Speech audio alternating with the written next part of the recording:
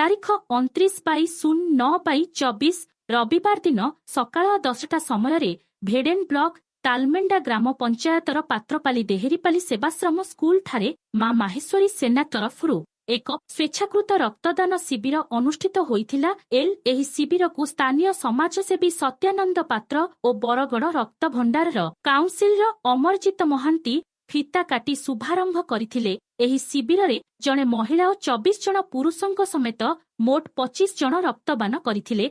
बरगड़ रक्त भंडार टेक्नीशियन और कर्मचारी द्वारा रक्त संगृहित होइथिला। एही रक्तदान शिविर रे मां माहेश्वरी सेनार समस्त सदस्य और आनंद सेवाश्रम अमृत कुटुंब और सेवा फाउंडेशनर सदस्य माने रक्तदान महत दान बोली उपस्थित रही साहाय्य सहयोग करथिले। इस वीडियो के लिए फ्रेंड्स, अगर ये वीडियो पसंद आई हो तो लाइक शेयर सब्सक्राइब सब कुछ कर देना, ताकि मैं आपके लिए ऐसे ही इंफॉर्मेटिव वीडियोस हमेशा लाता रहता हूँ। तब तक के लिए बाय बाय।